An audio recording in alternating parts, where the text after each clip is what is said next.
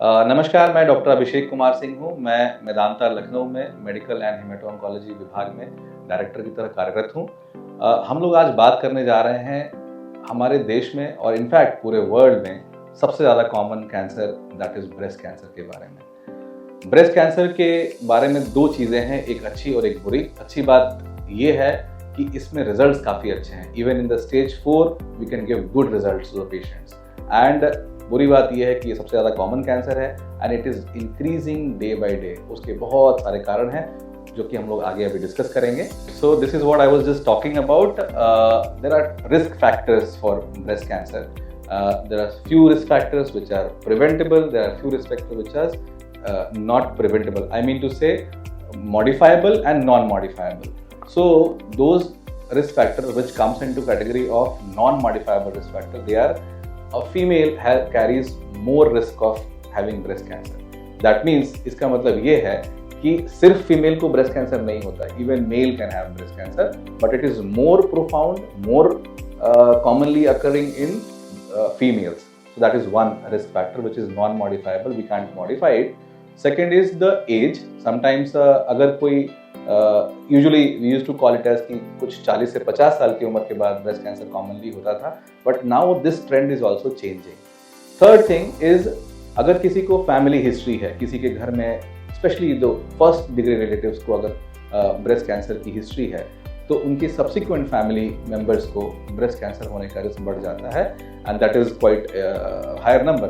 And उसके अलावा कुछ hormone and then let's talk about some जो मॉडिफाइबल रिस्क फैक्टर है जिसको हम लोग प्रिवेंट कर सकते हैं। That is alcohol consumption, tobacco consumption, lifestyle, obesity. They are the other risk factor जिसको हम लोग मॉडिफाई कर सकते हैं। So these are the clusters where you will have more of breast cancers.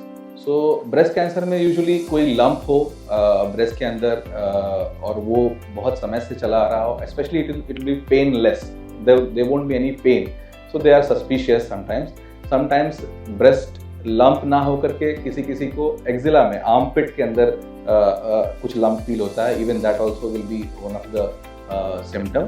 उसके अलावा कुछ निपल रिट्रैक्शन हो, change in size of the breast हो, अगर दोनों तरफ के ब्रेस्ट के साइजेस कुछ डिफरेंट हो, या कुछ अल्सरेशन हो, कुछ घाव बन गया है, या स्किन पकरिंग हो गई है, कुछ अगर निपल डिस्चार्ज हो रहा है, मे बी ब्लड और maybe some liquid discharge, they all are suspicious symptoms and you should not neglect them.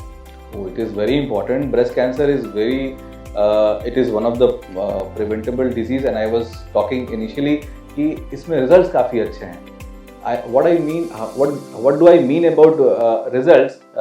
Because any cancer is curable if it is diagnosed early. तो अगर आप सतर्क रहेंगे अपने symptoms के लिए, you will bring them to doctors early. उसको हम जल्दी इन्वेस्टिगेट कर पाएंगे, उसको ट्रीटमेंट हम कर पाएंगे and it will be curable. So इसीलिए स्क्रीनिंग का बहुत इंपॉर्टेंस है। 40% जो कैंसर्स है वो प्रिवेंटेबल होते हैं। Unfortunately 60 to 70% patients they usually come to us in advance stages, और उस केस में हम लोग सिर्फ कंट्रोल कर पाते हैं, क्योर नहीं कर पाते। कैंसर को अगर हमने स्टेज 1 से लेके स्टेज 3 में डायग्नोज कर लिया तो वी कैन क्योर देम। तो इसलिए प्रिवेंशन का और स्क्रीनिंग का बहुत इंपॉर्टेंस है। प्रिवेंशन स्क्रीनिंग के लिए जो हम लोगों ने गाइडलाइंस देखा है और जो हम अपने ऑडियंस को इस प्लेटफॉर्म के माध्यम से बताना चाहते हैं कि स्क्रीनिंग के लिए बताया गया है, जो एक यूएस टास्क फोर्स का एक गाइडलाइन है, वो कहता है कि every female after 40 years of age, 40 साल की उम्र के बाद हर महिला को साल में एक बार मैमोग्राफी करना है। मैमोग्राफी एक सिंपल टेस्ट होता है जो कि एक्सरे, एक तरह का एक्सरे है और वो उसका कोई हार्म नहीं है। साल में एक बार वो एक्सरे करना है जिससे हम लोग को अर्ली सिम्टम्स को डायग्नोज करने में मदद मिलती है और ये बहुत ही आसानी से हो जाने वाला टेस्ट है।